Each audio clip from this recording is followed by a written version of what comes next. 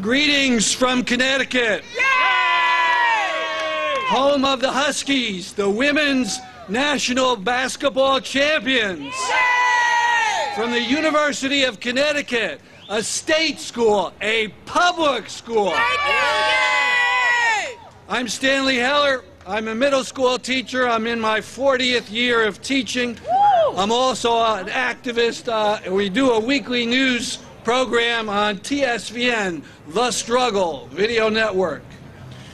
In West Haven, in a rich, rich state of Connecticut, we are facing a bad budget crisis. Nearly 10% of the staff have been given layoff notices for June. We're also facing state legislation that would establish parent governing councils for all low-performing schools with powers to ignore union contracts and make drastic changes like they did in Rhode Island to the people in Central Falls, along with rules to make every teacher's evaluation depend on student test scores. That's wrong. The data-driven merit pay mania that is fueled by corporate thinking, by experts in education like Bill Gates. Experts because they have a lot of money, and they naturally think they know more than teachers in the classroom. That's right. We're told schools are in crisis and low achievers are being left behind, and the solution is to entice teachers with incentives and to measure their performance by student data. That working people are in a depression, that schools have become resegregated, that our budgets suffer because trillions are wasted in the permanent war economy. None of that seems to affect education in the eyes of our corporate educational experts. Mr. Gates, Mr. Duncan, President Obama, we've got our own expertise. Bloomberg! Mr. Big Cheese Bloomberg, yes, you too, with your billions. Adrian Fenty. We know kids learn when they have a stable family life, when parents are working and well paid, and have plenty of time to study and play with their children, where schools have low class sizes, where teachers are fairly paid, and where they enjoy the basic job security of tenure.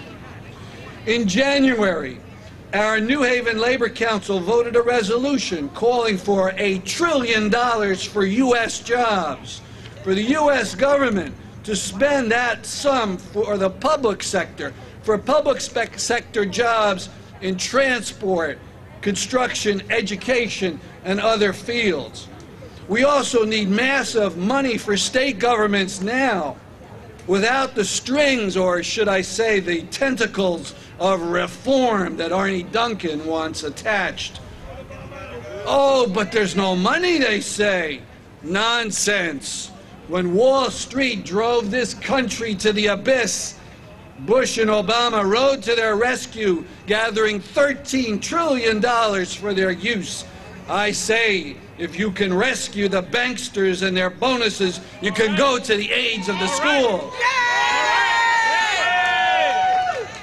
We should also insist the government take measures to relieve college graduates of a burden that makes them nearly into debt slaves.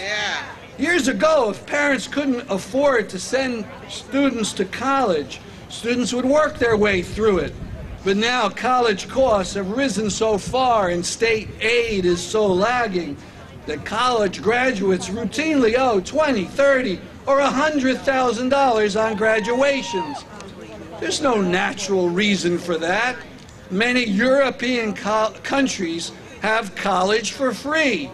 But in our country that pioneered free public education, we shackle our young people with debt. If we can forgive the debts of the Wall Street casino, we can cram down and forgive student debt too. I'm a union member, a former president in our local, the West Haven, Connecticut Federation of Teachers. Been in unions more than 40 years, but I'm ashamed of my union leadership, American Federation of Teachers. Where is Randy Weingarten? Why isn't she here at this meeting? Why aren't they here with the thousands? Where? Sold you out. The problem. Sold out. They were bought out. They were bought. They still under the problem. One time the AFT stood for union militancy. That's right. But since the time of Al Schenker, they've become statesmen. They're taking the big view that we classroom teachers can't see. Perhaps it's assisted by the fact that the top 10 officers and staff of our national union average compensation of $250,000 apiece. That gives you a different view on life. We need new thinking. When people go out to scapegoat teachers, you don't bargain with them, you don't surrender to them, you fight them.